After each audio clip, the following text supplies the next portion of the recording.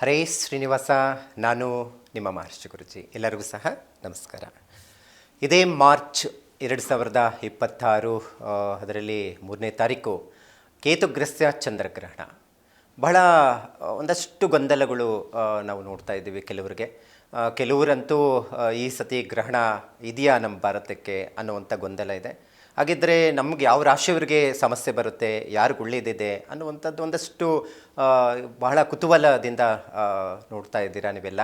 ಹಾಗಾಗಿ ಈ ಬಾರಿ ನಮ್ಮ ಭಾರತಕ್ಕೆ ಗ್ರಹಣ ಗೋಚರ ಇದೆ. ಕಳೆದ ಸೂರ್ಯಗ್ರಹಣದಲ್ಲಿ ಗೋಚರ ಇರಲಿಲ್ಲ, ಆದರೆ ವರ್ಷದ ಮೊದಲನೇ ಗ್ರಹಣವಾಗಿರುವಂಥದ್ದು ಚಂದ್ರಗ್ರಹಣ ಈ ಸತಿ.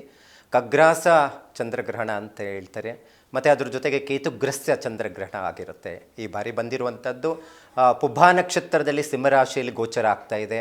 ಅದರಲ್ಲಿ ವಿಶೇಷ ಏನಪ್ಪ ಅಂತ ಹೇಳಿದ್ರೆ ನೋಡಿ, ಕೇತುಗ್ರಸ್ತ ಚಂದ್ರಗ್ರಹಣ ಯಾವಾಗ ಚಂದ್ರ ಮತ್ತು ಕೇತು ಸಂಯೋಗ ಆಯಿತು ಅಂದರೆ ಚಂದ್ರ ಮನಸ್ಸಿನ ಕಾರಕ, ಮಾತೃಕಾರಕ ಅಂತ ಹೇಳ್ತೀವಿ. ಅಂದರೆ ಒಂದಷ್ಟು ಮಾನಸಿಕ ಕಾಯಿಲೆಗಳು ಮತ್ತು ಒಂದಷ್ಟು ಕೆಲಸದ ಒತ್ತಡಗಳು ಜಾಸ್ತಿ ಆಗುವಂತಹ ಸಂಭವ ಇರುತ್ತೆ. ಬಹಳ ಎಚ್ಚರಿಕೆಯಿಂದ ಈ ಗ್ರಹಣದ ವಿಚಾರದಲ್ಲಿ ಒಂದಷ್ಟು ಗ್ರಹಚಾರದ್ದು ಸಂಬಂಧಪಟ್ಟಂಥ ಸಮಸ್ಯೆಗಳು ಎದುರಾಗುವಂಥ ಸಾಧ್ಯತೆ ಇರುತ್ತೆ. ಸ್ವಲ್ಪ ಜಾಗೃತೆ ವಹಿಸಬೇಕಾಗುತ್ತೆ.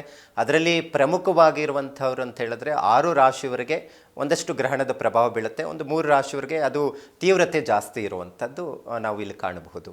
ಇನ್ನು ಗ್ರಹಣ ಪ್ರಾರಂಭ ಆಗುವಂತಹದ್ದು ಸಮಯ ಅಂತ ಹೇಳಿದ್ರೆ ನೋಡಿ, ಯಾವಾಗಲೂ ಅಷ್ಟೇ ಸೂರ್ಯಗ್ರಹಣ ನಾವು ಯಾವಾಗಲೂ ಬೆಳಗಿನ ಜಾವವನ್ನು ನೋಡ್ತೀವಿ, ಆದರೆ ಚಂದ್ರಗ್ರಹಣ ರಾತ್ರಿ ಕಾಲದಲ್ಲಿ ಆಗುವಂಥದ್ದು ಆಗಿರುತ್ತೆ. ಅದೇ ರೀತಿ ನಮ್ಮ ಭಾರತ ಕಾಲಮಾನ ಪ್ರಕಾರದಲ್ಲಿ ನಾವು ನೋಡೋಕೆ ಹೋದರೆ ಸಂಜೆ 6:22 ಪ್ರಾರಂಭ ಆಗಿ 6:47 ಇರುತ್ತೆ.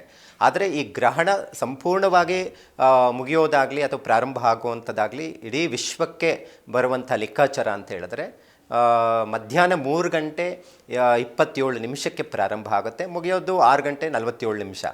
ಆದರೆ ನಮ್ಮ ಭಾರತಕ್ಕೆ ಕೆಲವೇ ಗಂಟೆಗಳಲ್ಲಿ ಮುಗಿದೋಗ್ಬಿಡುತ್ತೆ. ನೀವೇನಾದರೂ ಗ್ರಹಣ ಆಚರಣೆ, ಜಪ, ಪೂಜೆ, ಪುನಸ್ಕಾರಗಳನ್ನು ಮಾಡಬೇಕು ಅಂದ್ಕೊಂಡಿದ್ರೆ ನೀವು 6:22 6:47 ನಂತರ ಈ ಗ್ರಹಣ ಆಚರಣೆ ವಿಚಾರದಲ್ಲಿ ಏನಾದರೂ ಶಾಂತಿ ಪೂಜೆಗಳನ್ನು ಮಾಡಬಹುದಾಗಿದೆ. ಇನ್ನು ಗ್ರಹಣದ ಒಂದಷ್ಟು ರಾಶಿಗಳ ಮೇಲೆ ಪರಿಣಾಮ ಬೀಳುವಂಥದ್ದು ನಾವು ನೋಡೋದಾದರೆ ಮೊದಲಿಗೆ ಸಿಂಹರಾಶಿ. ಯಾಕಂದರೆ ಈಗಾಗಲೇ ಗ್ರಹಣ ಸಂಭವಿಸ್ತಾ ಇರೋದು ಸಿಂಹರಾಶಿ, ಅದರಲ್ಲಿ ಪುಬ್ಬಾ ನಕ್ಷತ್ರದಲ್ಲಿ ಸಂಭವಿಸ್ತಾ ಇದೆ. ಯಾರೆಲ್ಲ ಸಿಂಹರಾಶಿಯಲ್ಲಿ ಇದ್ದೀರಾ ಅವ್ರಿಗೊಂದಷ್ಟು ಗ್ರಹಣದ ಪ್ರಭಾವ, ಚಂದ್ರಗ್ರಹಣ ಹೆಚ್ಚು ಹೊಡೆತ ಬೀಳುವಂಥದ್ದಿರುತ್ತೆ. ಸಾಮಾನ್ಯವಾಗಿ ಚಂದ್ರಕೇತು ಕಾಂಬಿನೇಷನ್ಸ್ ನಾವು ನೋಡೋಕೆ ಹೋದರೆ ಕೆಲಸದ ಒತ್ತಡಗಳು ಜಾಸ್ತಿ ಆಗಬಹುದು ಅಥವಾ ಮಾನಸಿಕ ಖಿನ್ನತೆಗೆ ಹೋಗುವಂಥ ಸಾಧ್ಯತೆ ಇರುತ್ತೆ.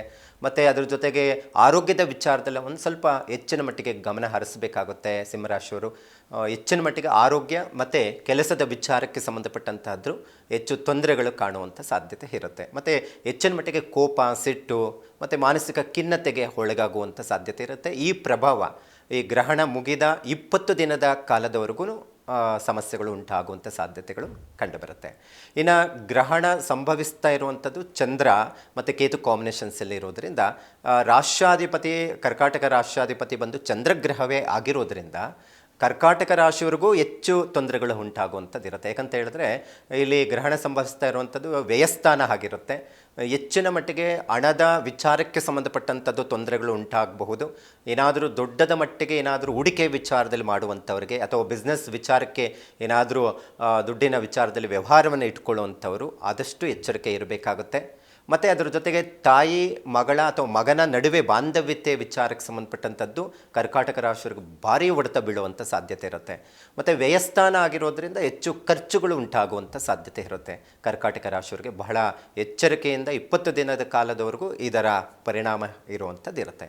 ಇನ್ನು ಸಿಂಹರಾಶಿಯವರಿಗೆ ಯಾಕಂತ ಹೇಳಿದ್ರೆ ಸಿಂಹರಾಷ್ಟ್ರಾಧಿಪತಿ ಈಗಾಗಲೇ ಚತುರ್ಗ್ರಹ ಯೋಗದಲ್ಲಿ ಇರೋದರಿಂದ ಮತ್ತು ಕುಂಭರಾಶಿಯಲ್ಲಿ ರವಿಗ್ರಹ ಇರೋದರಿಂದ ಒಂದಷ್ಟು ಹೆಚ್ಚಿನ ಮಟ್ಟಿಗೆ ವೈವಾಹಿಕ ಜೀವನಕ್ಕೆ ಸಂಬಂಧಪಟ್ಟಂತಹ ತೊಂದರೆಗಳು ಕುಂಭರಾಶಿಯವರಿಗೆ ಹೊಡೆತ ಬೀಳುವಂಥದ್ದು ಇರುತ್ತೆ. ಮತ್ತು ಅದರ ಜೊತೆಗೆ ಕುಜ ಮತ್ತು ರಾಹುವಿನ ಸಂಯೋಗ ಮತ್ತು ಬುಧ ರವಿ ಸಂಯೋಗ, ಒಂದಷ್ಟು ಯೋಗಗಳು ಸೃಷ್ಟಿ ಆದರೆ ಈ ಗ್ರಹಣದ ಸಂದರ್ಭದಲ್ಲಿ ಬುಧಾದಿತ್ಯ ಯೋಗ ಇರುತ್ತೆ. ಮತ್ತು ಅದರ ಜೊತೆಗೆ ಮುಖ್ಯವಾಗಿ ಕುಜ ರಾಹು ಈ ಎರಡೂ ಗ್ರಹಗಳ ಸಂಯೋಗ ಇರೋದರಿಂದ ಕುಂಭರಾಶಿಯವರಿಗೆ ಈ ಗ್ರಹಣದ ಸಂದರ್ಭದಲ್ಲಿ ಬಹಳ ಎಚ್ಚರಿಕೆ ಇರಬೇಕು.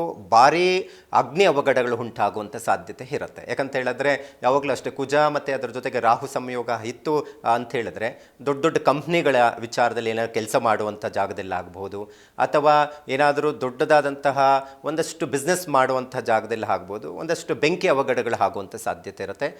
ಒಂದು 20 ದಿನದ ಕಾಲದವರೆಗೂ ಸ್ವಲ್ಪ ಜಾಗೃತೆ ವಹಿಸಬೇಕಾಗುತ್ತೆ. ಮತ್ತು ಅದ್ರ ಜೊತೆಗೆ ಈ ಗ್ರಹಣ ಸಂಭವಿಸ್ತಾ ಇರುವಂಥದ್ದು 7ನೇ ಮನೆ ಆಗಿರೋದ್ರಿಂದ ವೈವಾಹಿಕ ಜೀವನಕ್ಕೂ ಒಂದಷ್ಟು ಹೊಡೆತ ಬೀಳಬಹುದು. ಈಗಾಗಲೇ ಚಿಕ್ಕ ಪುಟ್ಟ ವಿಚಾರದಲ್ಲಿ ಹೆಚ್ಚು ಜಗಳ ಆಗಿ ಕೋರ್ಟು ಕಚೇರಿ ತನಕ ಹೋಗೋ ಸಂಭವ ಜಾಸ್ತಿ ಇರುತ್ತೆ. ಹಾಗಾಗಿ ಈ ಗ್ರಹಣದ ಸಂದರ್ಭದಲ್ಲಿ ಇವೆಲ್ಲ ಒಂದಷ್ಟು ಸಮಸ್ಯೆಗಳನ್ನು ನಾವು ತಿಳ್ಕೊಂಡಾಗ ಆ ಬರೋ ಸಮಸ್ಯೆಗಳನ್ನು ನಾವು ಏನು ಮುನ್ನೆಚ್ಚರಿಕೆಯನ್ನು ತೆಗೆದುಕೊಳ್ಳಬಹುದು ಅನ್ನುವಂಥದ್ದನ್ನು ಮಾಡ್ಕೊಳ್ಳೋದ್ರಿಂದ ಗ್ರಹಣದ ಪ್ರಭಾವ ಕಡಿಮೆ ಆಗಲಿಕ್ಕೆ ಸಾಧ್ಯ ಆಗುವಂಥದ್ದಿರುತ್ತೆ. ಇನ್ನು ಅದರ ಜೊತೆಗೆ ಇದೇ ಕನ್ಯಾ ರಾಶಿಯವರೆಗೂ ಅಷ್ಟೇ ಹೆಚ್ಚಿನ ಮಟ್ಟಿಗೆ ಬಿಸ್ನೆಸ್ಸು ವ್ಯವಹಾರದಲ್ಲಿ ಹೆಚ್ಚು ಇರೋದರಿಂದ ಅವ್ರಿಗೂ ಸಹ ಗ್ರಹಣದ ಪ್ರಭಾವ ಒಳಗಾಗುವಂಥದ್ದಿರುತ್ತೆ. ಗ್ರಹಣದ ಸಂದರ್ಭದಲ್ಲಿ ರಾಷ್ಟ್ರಾಧಿಪತಿಯೂ ಸಹ ಬುಧಾದಿತ್ಯ ಯೋಗದಲ್ಲಿ ಇರ್ತಾನೆ.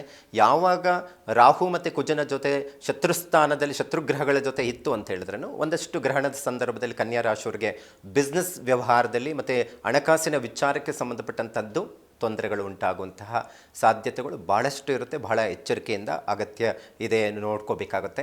ಮತ್ತು ವೃಶ್ಚಿಕ ರಾಶಿಯವರಿಗೆ ಈಗಾಗಲೇ ಪ್ರಸ್ತುತ ಗುರುಬಲ ಇಲ್ಲ, ಮತ್ತು ಅದ್ರ ಜೊತೆಗೆ ಪಂಚಮ ಶನಿ ಬೇರೆ ನಡೀತಾ ಇದೆ. ಮತ್ತು ರಾಷ್ಟ್ರಾಧಿಪತಿ ಕುಜ ಸಪ್ತಮ ಭಾವದಲ್ಲಿ ರವಿ ಜೊತೆ ಯೋಗದಲ್ಲಿ ಇರೋದರಿಂದ ಒಂದಷ್ಟು ಹೆಚ್ಚಿನ ಮಟ್ಟಿಗೆ ಹೊಡೆತ ಭೂಮಿಗೆ ಸಂಬಂಧಪಟ್ಟಂತಹ ವ್ಯವಹಾರದಲ್ಲಿ ಇರುವಂಥವ್ರಿಗೆ, ಅಥವಾ ಏನಾದರೂ ರಿಯಲ್ ಎಸ್ಟೇಟ್ ಸಂಬಂಧಪಟ್ಟಂಥ ಕೆಲಸ ಮಾಡ್ತಾ ಇರುವಂಥವ್ರಿಗೆ, ಈಗಾಗಲೇ ಭೂಮಿ ವಿಚಾರದಲ್ಲಿ ಖರೀದಿ ಮಾಡುವಂಥದ್ದು ಲ್ಯಾಂಡ್ ಏನಾದರೂ ಇತ್ತು ಅಥವಾ ಸೈಟ್ ಖರೀದಿ ಮಾಡುವಂಥದ್ದು ಏನಾದರೂ ಇತ್ತು ಅಂತ ಹೇಳಿದ್ರೂ ಒಂದಷ್ಟು ಡಾಕ್ಯುಮೆಂಟ್ಸ್ ವಿಚಾರದಲ್ಲಿ ನೋಡ್ಕೊಳ್ಬೇಕಾಗುತ್ತೆ. ಯಾಕಂತ ಹೇಳಿದ್ರೆ ಬೇಡವಾದಂಥ ಅದಕ್ಕೆ ಇನ್ವೆಸ್ಟ್ಮೆಂಟ್ ಮಾಡಿ ಕೈ ಸುಟ್ಕೊಳ್ಳುವಂಥದ್ದು, ಮತ್ತು ಹೂಡಿಕೆ ಮಾಡಿರೋದು ಅಲ್ಲೇ ಸ್ಥಗಿತಗೊಳ್ಳುವಂಥದ್ದು ಇರುತ್ತೆ ಹಣ, ಮತ್ತು ಯಾರಿಗಾದ್ರೂ ದುಡ್ಡು ಕೊಟ್ಟು ಕಳ್ಕೊಳ್ಳುವಂಥದ್ದು ಇರುತ್ತೆ. ಬಹಳ ಎಚ್ಚರಿಕೆ ಇರಬೇಕು. ಮತ್ತು ಈ ಗ್ರಹಣ ಮುಗಿದ 15 ದಿನದ ಕಾಲದವರೆಗೂ ಯಾವುದೇ ರೀತಿ ದೊಡ್ಡ ಮಟ್ಟಿಗೆ ವ್ಯವಹಾರವನ್ನು ಇಟ್ಕೋಬೇಡಿ ಹಣಕಾಸಿನ ವಿಚಾರದಲ್ಲಿ. ಯಾಕಂತ ಹೇಳಿದ್ರೆ ಭೂಮಿ ವಿಚಾರಕ್ಕೆ ಇನ್ವೆಸ್ಟ್ಮೆಂಟ್ ಮಾಡಿದ್ದೇ ಆಯಿತು ಅಂತ ಹೇಳಿದ್ರೆ ಇಲ್ಲಿ ಯಾವಾಗ ರಾಹು ಜೊತೆ ಕುಜನ ಸಂಯೋಗ ರಾಷ್ಟ್ರಾಧಿಪತಿ ಇರೋದ್ರಿಂದ ಒಂದಷ್ಟು ಭೂ ವ್ಯಾಜ್ಯಗಳು ಉಂಟಾಗುವಂಥದ್ದಿರುತ್ತೆ. ಅದರಲ್ಲಿ ಒಂದಷ್ಟು ಅಣ್ಣ ತಮ್ಮಂದಿರ ನಡುವೆ ಅಂದರೆ ಭಾತೃಕಾರಕ ಕುಜಗ್ರಹವೇ ಆಗಿರೋದ್ರಿಂದ ಒಂದಷ್ಟು ಅಣ್ಣ ತಮ್ಮಂದಿರು ಅಥವಾ ಅಕ್ಕ ತಂಗಿರ ವಿಚಾರಕ್ಕೆ ಸಂಬಂಧಪಟ್ಟಂಥದ್ದು, ಭೂಮಿ ವಿಚಾರಕ್ಕೆ ಸಂಬಂಧಪಟ್ಟ ವ್ಯಾಜ್ಯಗಳು ಉಂಟಾಗುವಂತಹ ಸಾಧ್ಯತೆಗಳು ಹೆಚ್ಚಾಗಿರುತ್ತೆ. ಸ್ವಲ್ಪ ಬಹಳ ಜಾಗೃತೆ ವಹಿಸೋದು ಉತ್ತಮ ಅಂತಲೂ ಹೇಳಬಹುದಾಗಿದೆ.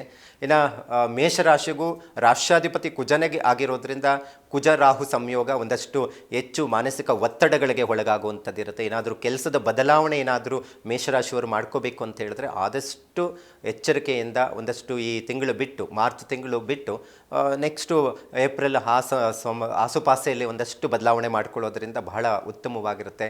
ಯಾಕಂತ ಹೇಳಿದ್ರೆ ಗ್ರಹಣದ ಪ್ರಭಾವ ಒಂದಷ್ಟು ರಾಶಿಗಳ ಮೇಲೆ ಪರಿಣಾಮ ಬಿದ್ದಾಗ ಅದರದೇ ಆದಂತಹ ಪರಿಣಾಮಗಳು ಬೀಳುವಂಥದ್ದಿರುತ್ತೆ. ಯಾಕಂತ ಹೇಳಿದ್ರೆ ಈ ರಾಶಿಗೆ ಹೆಚ್ಚಿನ ಮಟ್ಟಿಗೆ ರಾಷ್ಟ್ರಾಧಿಪತಿ ಮತ್ತು ರಾಶಿಯ ಜೊತೆ ಇರುವಂತಹ ಕೆಲವೊಂದು ಗ್ರಹಗಳ ಕಾಂಬಿನೇಷನ್ಸ್ ಏನಿರುತ್ತೆ ಒಂದಷ್ಟು ತೊಂದರೆಗಳಿಗೆ ಈಡಾಗುವಂಥ ಸಾಧ್ಯತೆಗಳು ಇರೋದರಿಂದ ಬಹಳ ಎಚ್ಚರಿಕೆಯಿಂದ ವ್ಯವಹಾರವನ್ನು ಮಾಡ್ಕೋಬೇಕಾಗುತ್ತೆ. ಈಗಾಗಲೇ ಮೇಷರಾಶಿಯವರಿಗೆ ಪ್ರಸ್ತುತ ಗುರುಬಲ ಇಲ್ಲ, ಅದರ ಜೊತೆಗೆ 7.5 ಅಂತ ನಡೀತಾ ಇದೆ. ರಾಷ್ಟ್ರಾಧಿಪತಿ ನಾವು ನೋಡೋಕೋದ್ರೆ ಕುಜನ್ ಜೊತೆ ಇರೋದ್ರಿಂದ ಹೆಚ್ಚಿನ ಮಟ್ಟಿಗೆ ಕಲಹಗಳು ಜಾಸ್ತಿ ಆಗಬಹುದು, ಶತ್ರುಗಳು ಕಾಟ ಜಾಸ್ತಿ ಆಗುವಂಥ ಸಂಭವಗಳು ಕಂಡುಬರುತ್ತೆ.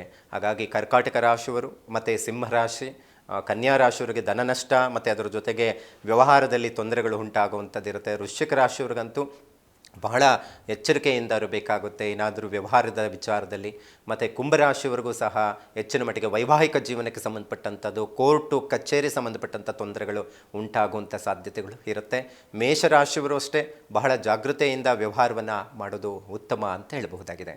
ಇನ್ನು ಗ್ರಹಣದ ಸಂದರ್ಭದಲ್ಲಿ ಏನು ಮಾಡ್ಕೋಬೇಕು, ಇದು ಬಹಳ ಮುಖ್ಯವಾಗಿರುವಂಥದ್ದು. ನೋಡಿ, ಯಾವಾಗಲೂ ಅಷ್ಟು ಗ್ರಹಣ ಅಂತ ಹೇಳಿದ ತಕ್ಷಣವೇ ಎಲ್ಲ ದೇವಸ್ಥಾನಗಳೂ ಸಹ ಬೀಗ ಹಾಕಿರುತ್ತೆ. ಯಾಕಂತ ಹೇಳಿದ್ರೆ ಗ್ರಹಣದ ಛಾಯೆ ಬೀಳಬಾರ್ದು ಅನ್ನುವಂಥದ್ದು ಕಾರಣಕ್ಕೆ. ಅದೇ ರೀತಿ ಈಗಾಗಲೇ ಮನೆಯಲ್ಲಿ ಗರ್ಭಿಣಿಯರಿದ್ದಾರೆ ಅಂತ ಹೇಳಿದ್ರೆ ಈ ಗ್ರಹಣದ ಪ್ರಭಾವ ಇರೋದರಿಂದ ಬಹಳ ಎಚ್ಚರಿಕೆಯಿಂದ ನೋಡ್ಕೋಬೇಕಾಗುತ್ತೆ. ಯಾಕಂತ ಹೇಳಿದ್ರೆ ಇವತ್ತಿನ ದಿನಗಳಲ್ಲಿ ನಾವು ನೋಡೋದಾಗ ಊಟದ ವಿಚಾರದಲ್ಲಿ ಆಗಬಹುದು ಅಥವಾ ಗ್ರಹಣದ ಸಂದರ್ಭದಲ್ಲಿ ಒಂದಷ್ಟು ವಾದ ವಿವಾದಗಳು ನಾವು ನೋಡ್ತಾ ಇದ್ದೀವಿ. ಊಟ ಮಾಡಿದ್ರೆ ಏನಾಗುತ್ತೆ ಅಥವಾ ಆಚೆ ಓಡಾಡಿದ್ರೆ ಕಣ್ಣಲ್ಲಿ ನೋಡಿದ್ರೆ ಏನಾಗುತ್ತೆ, ಇವೆಲ್ಲವನ್ನು ನೋಡ್ತಾ ಇದ್ದೀವಿ. ಅದರದ್ದೇ ಆದಂಥ ವೈಜ್ಞಾನಿಕ ಕಾರಣಗಳನ್ನು ನಾವು ನೋಡಬಹುದು. ಯಾಕಂದರೆ ಗ್ರಹಣ ಅನ್ನೋದು ಒಂದಷ್ಟು ಜೀರ್ಣಶಕ್ತಿಗೆ ತೊಂದರೆ ಆಗುತ್ತೆ. ಅದಕ್ಕೆ ಆಹಾರದ ಪದ್ಧತಿ 3 ಗಂಟೆ ಮುಂಚಿತವಾಗಿ ಮಾಡಬೇಕು ಅನ್ನುವಂಥದ್ದು ಶಾಸ್ತ್ರದಲ್ಲಿ ಹೇಳುತ್ತೆ. ಹಾಗಾಗಿ ಊಟ ಮಾಡೋ ಗ್ರಹಣ ಸಂದರ್ಭದಲ್ಲೇ ಊಟ ಮಾಡಿದ್ರೆ ಏನೂ ತೊಂದರೆ ಇಲ್ಲ. ಆದರೆ ಜೀರ್ಣಶಕ್ತಿಗೆ ತೊಂದರೆ ಆಗಿ ಆರೋಗ್ಯ ಸಮಸ್ಯೆಗಳು ಬರುತ್ತೆ ಅನ್ನುವಂಥ ಕಾರಣಕ್ಕೆ ಹಿರಿಯರು ಮಾಡಿರುವಂಥದ್ದು ಒಂದಷ್ಟು ಪೂಜಾ ವಿಧಿ ಅಥವಾ ನಿಯಮಗಳು, ಒಂದಷ್ಟು ಮಾನದಂಡಗಳು ಹೀಗೆ ಇರುತ್ತೆ ಅನ್ನುವಂಥದ್ದನ್ನು ಹೇಳುತ್ತೆ.